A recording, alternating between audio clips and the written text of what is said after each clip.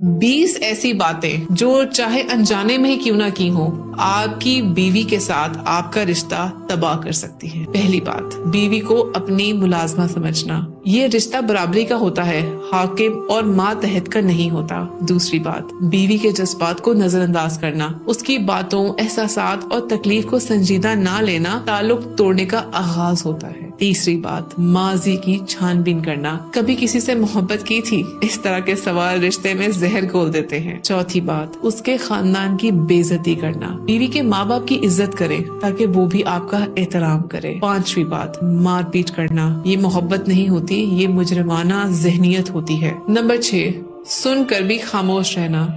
शरीके हाथ की बात को सीरियस ना लेना उसके ताल्लुक को खत्म कर देता है। नंबर 7, माली कंट्रोल या जुल्म करना। बीवी को माली तौर पर महरूम करना जुल्म है, कंट्रोल नहीं। नंबर 8, जिस्मानी जरूरतों को नजरअंदाज करना। ये बीवी को ज़हनी और जज्बाती तौर पर टूटने पर मजबूर कर देता है। नंबर 9, दूसरी औरतों से तकाबुल करना। किसी और औरत की तारीफ करके अपनी बीवी के एतमाद को तोड़ना गलत है। नंबर 10, माँ बाप की गैर जरूरी मुदाखलत। हर बात पर घर वालों को या किसी तीसरे को घसीटना रिश्ते की बुनियाद हिला देता है। नंबर 11, सोशल मीडिया की लत। बीवी के होते हुए भी मोबाइल में खोए रहना, ये गलत है। नंबर 12, दूसरी औरतों में दिलचस्पी लेना। ये जज्बाती बेवफाई है और रिश्ते की जड़ों को काट देती है। नंबर 13, जबरदस्ती अपनी मर्जी मुसल्लत करना। रिश्ता मशवरे से चलता है, हुक्म से नहीं। नंबर 14, तंज और मजाक बनाना। वजन हो गया, शक्ल या सलाहियतों पर मजाक उड़ाना बीवी के जहनी सुकून को खत्म कर देता है। नंबर 15,